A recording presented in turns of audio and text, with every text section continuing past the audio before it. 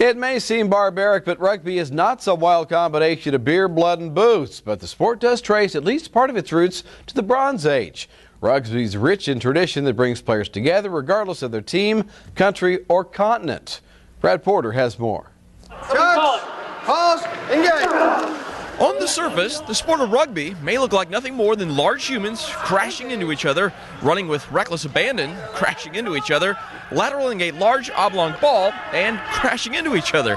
But according to members of the Kansas City Blues, it's much more organized and thoughtful than all that. Offensively, it's a constant quarterback option. Never stops. So whenever I'm running with the ball, my job is to either take it across the line and touch it down, score a try, or to attract as many players from the other team to me as possible and dish it off so somebody else can and open it up for them. The fact rugby involves big hits and tackling obviously draws comparisons to football, only there's no shoulder pads, no helmets, which can be eye-opening for those transitioning from one to the other. When you're playing football, you're all padded up and there's a more violent collision. So you have a face mask in front of your face. So guys that are fresh out of football, when they go to tackle, they put their face right on the ball.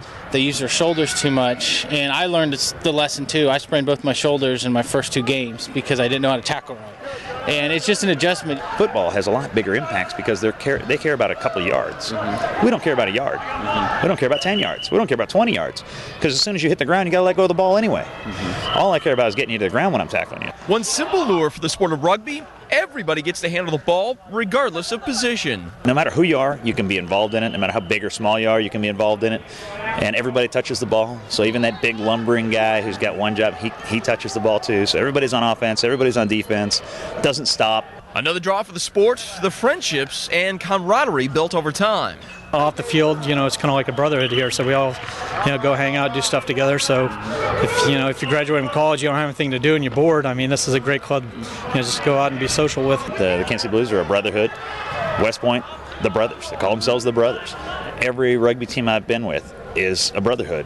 Unlike football or even baseball, rugby players say they can go anywhere in the world and feel right at home. I'll go down to Mexico City in a couple of weeks for work.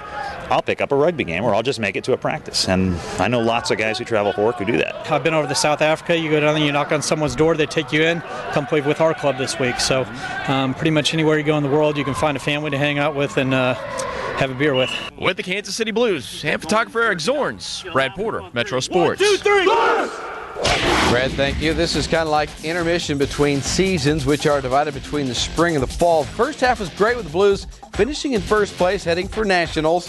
That's coming up in May. Now, the restart is the 28th of this month against the Iowa State Club. For more information, go to their website. It's kcblues.org. And I learned a long time ago, if you go into a bar like the Quaff downtown, and there's a rugby team in there, you might want to keep moving and go somewhere else. It's a fun group to watch at a very safe distance, but they're going to be the group of guys that have the most fun of anybody in that establishment. I remember at KU, I didn't understand the sport, but those guys always had more fun wherever they went than anybody else.